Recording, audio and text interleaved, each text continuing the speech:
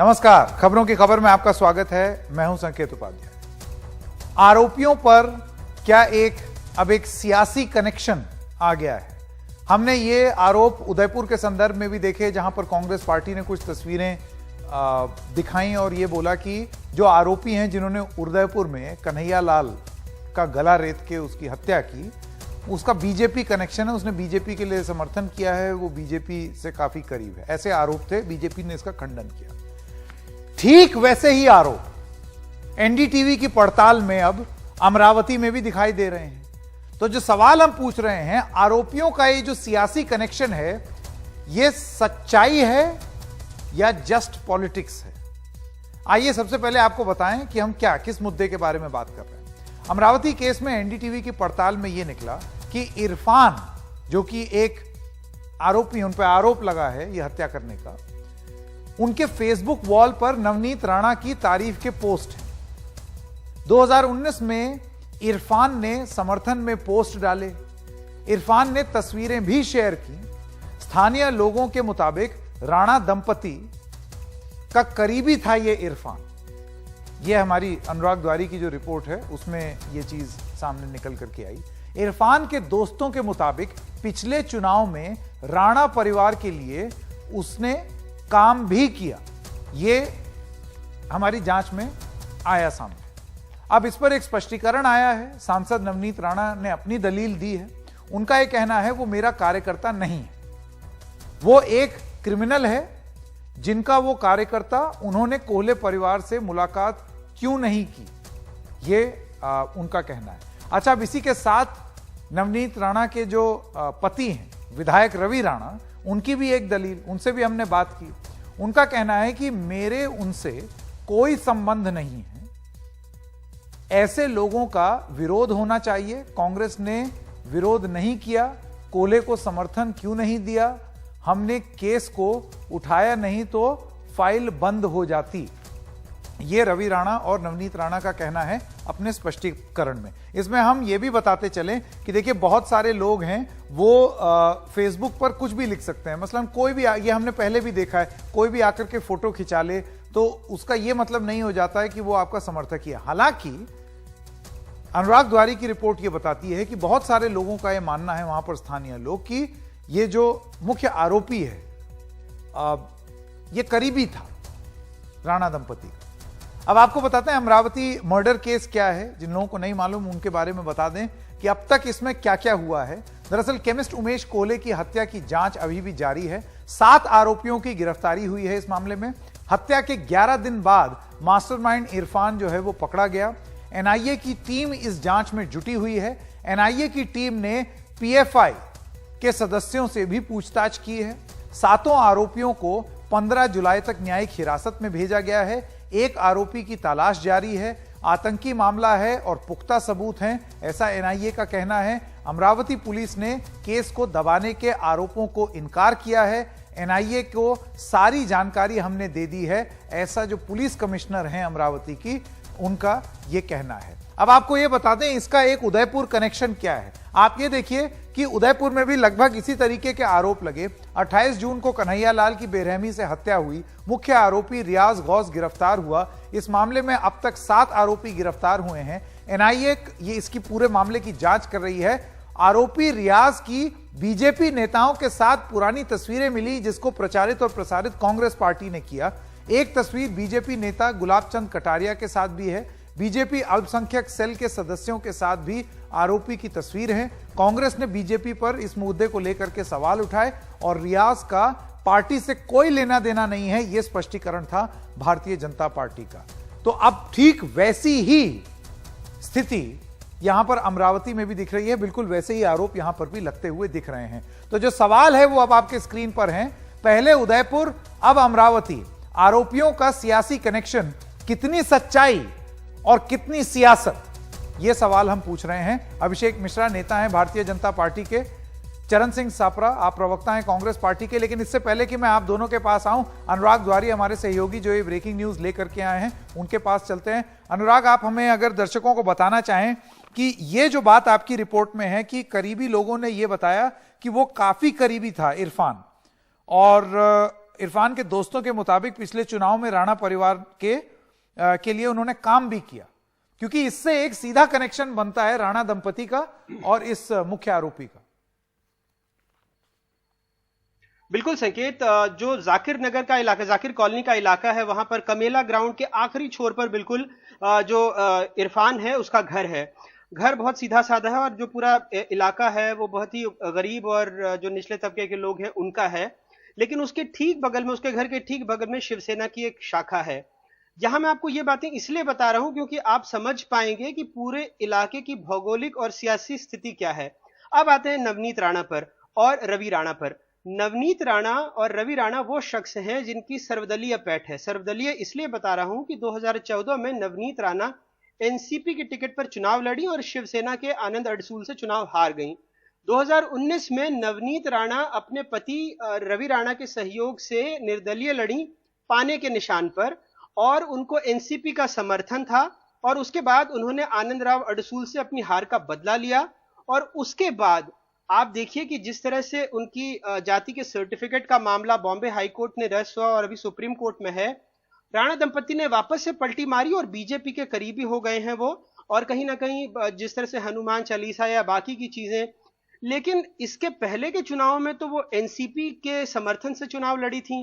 तो जो इरफान या बाकी के ऐसे लोग हैं, सवाल बीजेपी से तो हैं ही, लेकिन ये सर्वदलीय सवाल है, क्योंकि हम जब भी देखते हैं कि इस तरह के जो अपराधी पृष्ठभूमि के लोग हैं या अपराधी छवि के लोग हैं वो एक पार्टी से नहीं जुड़े रहते हैं। यकीनन राणा दंपति आज बीजेपी के करीबी नजर आ रही है, लेकिन जब उन्होंने चुनाव लड़ा तो ऐसे लोगों का समर्थन राणा दंपति को क्या बतौर बीजेपी कैंडिडेट था या बतौर एनसीपी कैंडिडेट था या बतौर कांग्रेस कैंडिडेट था। तो बड़ा सवाल जो सियासत में अपराधियों की भूमिका है उस पर भी है। बिल्कुल। और इसके अलावा जो इरफान है उसके फेसबुक प्रोफाइल को आप देख लीजिए और बाकी की चीजें, उनके करीबियों से बात करिए तो बताते हैं कि कैसे, क्योंकि मुस्लिम बड़ी आबादी रहती है अमरावती में, बड़ा वोटर बैंक है लगभग 2-2.5 लाख लोगों का, और उन्होंने पूरी तरह से राणा दंपति को वोट दिया, तभी निर्दलीय होकर भी वो चुनाव जीती थी। बिल्कुल बिल्कुल। अनुराग, बहुत बहुत धन्यवाद इस जानकारी के लिए। अब देखना ये होगा कि इस पर स्पष्टीकरण भी आ गया, जैसे कि अभी हमने आपको दिखाया भी था।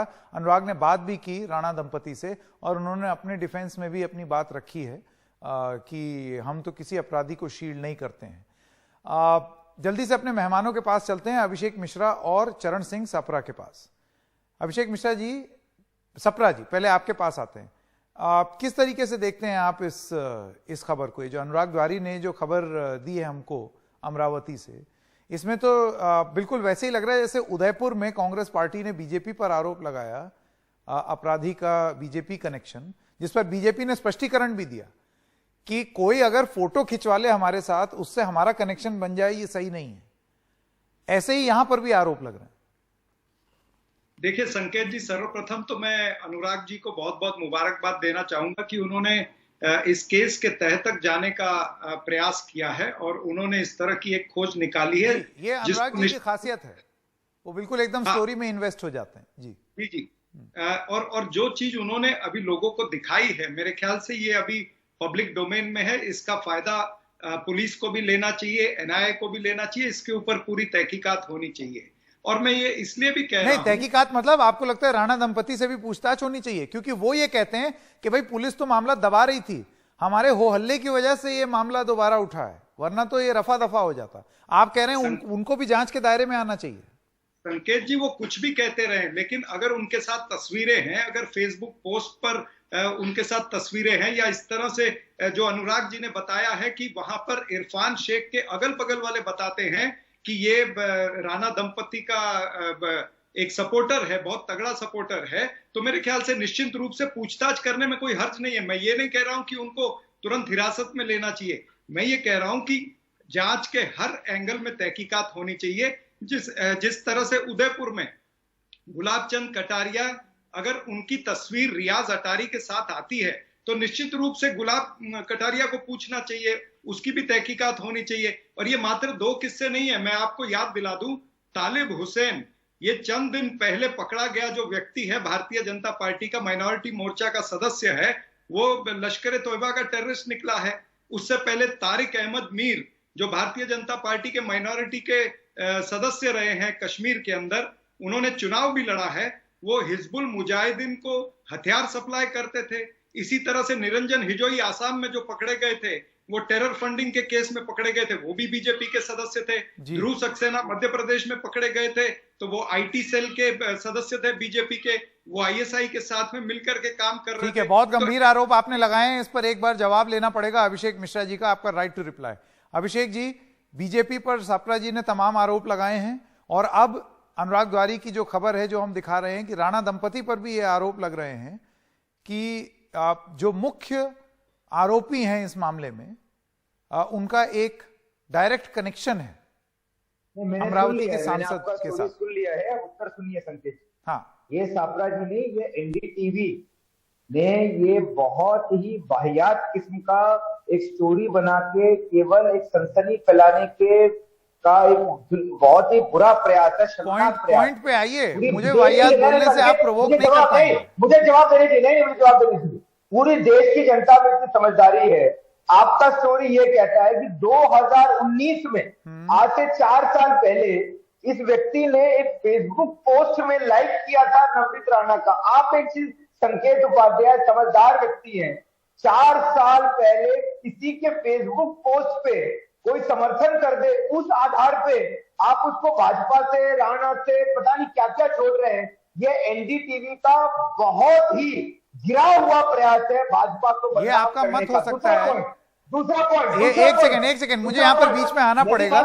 आप जवाब नहीं दे पा रहे हैं तो जबरन प्रोवोक कर रहे हैं।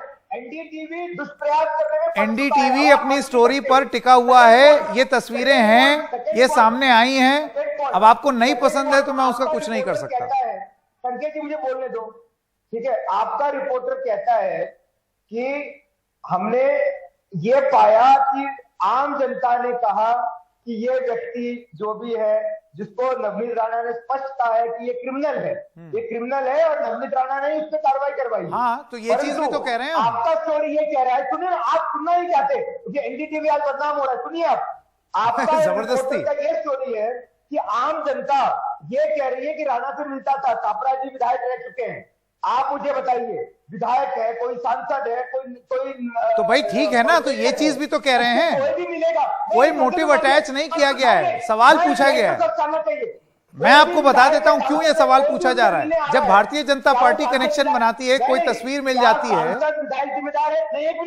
जब कोई तस्वीर मिल जाती है तो आप लोग भी तो एक कनेक्शन बनाते हैं। हमारा सवाल बस इतना है कि क्या है या नहीं, क्या हमने स्पष्टीकरण। सबसे पहले तो आप उंगली नीचे करेंगे। 2019 पे फेसबुक लाइव पे पोस्ट पे लाइक किया तो आप कह रहे भाजपा से जुड़ गया। इधर ऐसा है अभिषेक जी, बहुत शराफत से मैंने ये बात सुन ली।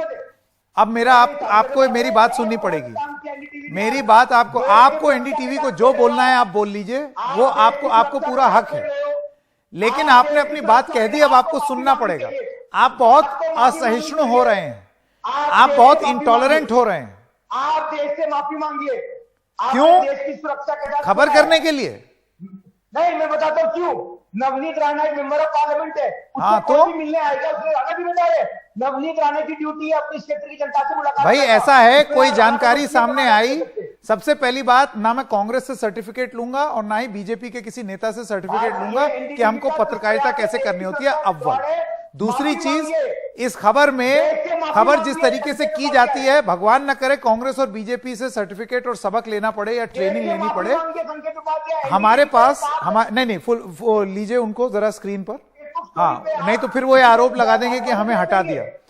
मेरा बस एक सवाल है यहाँ पर, हम लोग ऐसे ही बोलते रहेंगे। सुनिए, ऐसा है, दर्शक समझ नहीं पाएंगे। आप बोलते रहेंगे, मैं बोलता रहूंगा। अब क्योंकि आपने आरोप लगा दिया, अब सवाल सुन लीजिए। जो सांसद हैं, जो विधायक हैं, आपकी पत्रकारिता इतनी कच्ची है, जो सांसद हैं, जो विधायक हैं, ऐसा है अभिषेक जी, आप थोड़ा सा तमीज पाल लीजिए। बस मेरा आपसे ये कहना है, अच्छे शब्दों का प्रयोग किया है। मेरा आप देश से माफी मांगिए। मेरा ये आपसे कहना है, पार्टी को एक क्रिमिनल से जोड़ रहे हैं। मेरा ये कहना है कि ये जांच एजेंसी ये जांच करेगी, और अगर ऐसी चीज सामने आ रही है तो उसको दिखाना जरूरी है। हमने क्या गलत किया?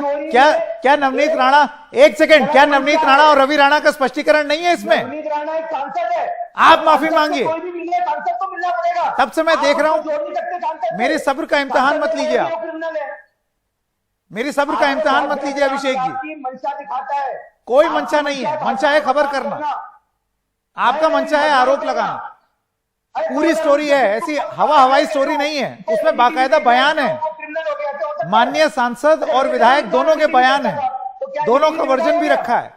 भगवान ना करे कि आपसे मुझे जर्नलिज्म की टिप्स लेनी पड़े। और सापरा जी, कि ये आरोपी एनडीटीवी देखता था, चरण सिंह सापरा, आपका जवाब। मैं कहता हूं इरफान एनडीटीवी देखता था, एनडीटीवी जिम्मेदार हो गया, उसने 2019 में फेसबुक लाइव कर दिया तो भाजपा जिम्मेदार हो गया। हाँ तो ठीक है ना, ये तर्क देना ठीक है, ये तर्क आपका ठीक है ये। हाँ सापरा जी, सापरा जी, मैंने शुरुआत में भी ये चीज बोली कि जस्ट बिकॉज कोई आदमी फोटो खिंचवा ले या कोई माला पहन ले, ये मैं देखता हूं ये राजनीतिक रूप से ये आरोप बहुत लगते हैं। बीजेपी कांग्रेस पे लगाती है, कांग्रेस बीजेपी पे लगाती है, तो ये कैसे साबित हो जाता है कि वो साथ हैं या सम्मिलित हैं?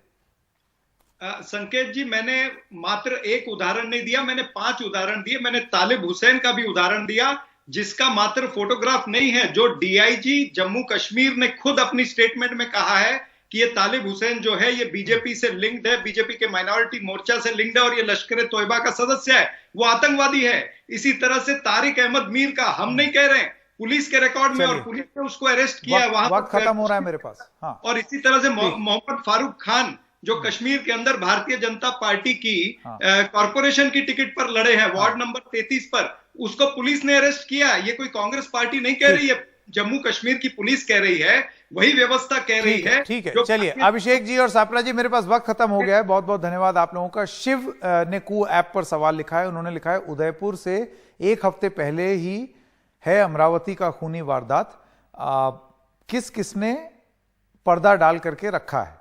अतुल लिखते हैं अभी तक पुलिस उद्धव सरकार के निर्देशों का पालन कर रही थी, इस घटना को हत्या ना बताकर डकैती और लूटपाट की तरह पेश किया गया था। एक छोटे से ब्रेक के लिए रुक रहे हैं, ब्रेक के बाद जब आएंगे तो आपको, जैसे कि हमने स्पष्टीकरण दिखाया एमपी और एमएलए का शुरुआत में ग्राफिक्स के माध्यम से, आपको सुनाएंगे कि राणा दंपति ने जब उनसे ये सवाल पूछे गए तो उन्होंने अपना तर्क क्या दिया।